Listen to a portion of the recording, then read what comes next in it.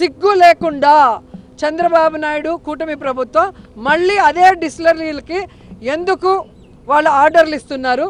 నాసిరకం అని చెప్పిన బ్రాండ్లని ఎందుకు మళ్ళీ వాళ్ళ దగ్గర కొని అవే ఎందుకు ఈరోజు వైన్ షాపుల్లో అమ్ముతున్నారు, బెల్ట్ షాపుల్లో అమ్ముతున్నారు, పర్మిట్ రూములు ఇచ్చి అమ్ముతున్నారని నేను అడుగుతున్నాను. ప్రజల జీవితాలు నాశనం చేసే విధంగా మీరు మళ్ళీ 43,000కు పైగా బెల్ట్ షాపుల్ని ఓపెన్ చేయించారు. మళ్ళీ లిక్కర్ షాపులు, ప్రతి షాపు ముందు కూడా ఈరోజు అమ్మకాలు ఏ విధంగా కూర్చొని తాగి తందనాలు ఆడే విధంగా మీరు వీడియోలు మీ ఛానల్లోనే చూసుకుంటున్నారు.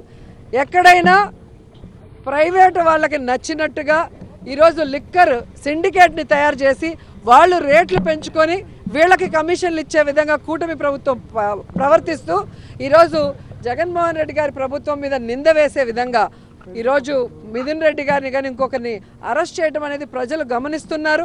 సో ఈ విధంగా తప్పుడు కేసులు పెట్టిన చంద్రబాబు నాయుడు కూటమి ప్రభుత్వాన్ని కూకటి వేళ్లతో సహా పెకిలించి బయటపడేసేంత వరకు మేమందరం కూడా పోరాడతామని కూడా ఈ సందర్భంగా తెలియజేసుకుంటున్నాను. అండ్ ఈరోజు తెలుగుదేశం పార్టీకి చెప్తున్నాను, ప్రశాంతి గారికి ఏదో జరిగిపోయిందని అన్ని ఛానల్లో డిస్కషన్ పెట్టి ప్యానెల్ మీటింగ్లు పెట్టి మళ్ళీ ప్రసన్న కుమార్ రెడ్డి ఇంటికి పోయి ఆయన ఇల్లు డ్యామేజ్ చేసింది మీరు అందరూ చూశారు. పోలీస్ స్టేషన్లో వెంటనే కేసులు పెడతారు. కోర్టు కూడా ఏ విధంగా తప్పు పట్టిందో మనం చూసాం.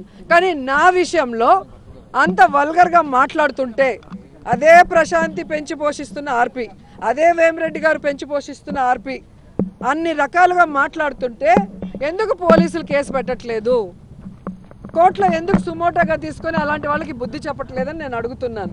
ఈరోజు నా నియోజకవర్గంలో భానుప్రకాష్ అనేవాడు తండ్రి పేరు చెప్పుకొని రాజకీయాల్లోకి వచ్చాడు. మేము కష్టపడి పైకి వచ్చిన వాళ్ళు. అలాంటి వాడితో కూడా లోకేష్ గారు నన్ను ఈరోజు మాట్లాడిస్తున్నారు. మరి దీని గురించి ఎందుకు ఏ ఛానల్లో కూడా ప్యానల్ డిస్కషన్ చేయట్లేదు? మేధావులు విశ్లేషకులు ఎందుకు కూర్చోవట్లేదు? అంటే మీ పార్టీలో ఉంటే వాళ్ళు మంచోళ్ళు, పక్క పార్టీలో ఉంటే వాళ్ళు చెడ్డోళ్ళు. ఇదే ప్రశాంతి వైసీపీ నుంచే కదా వచ్చింది. మరి ఆవిడ కోసం అంత ఆరాటపడిన వాళ్ళు ఈరోజు హారిక గారికి ఒకటి జరిగినా నాకు ఒకటి జరిగినా ఎందుకు పట్టించుకోవట్లేదు? మేము మహిళలు కాదా? మాకు మనోభావాలు లేదా? మా ఫ్యామిలీలు బాధపడవా?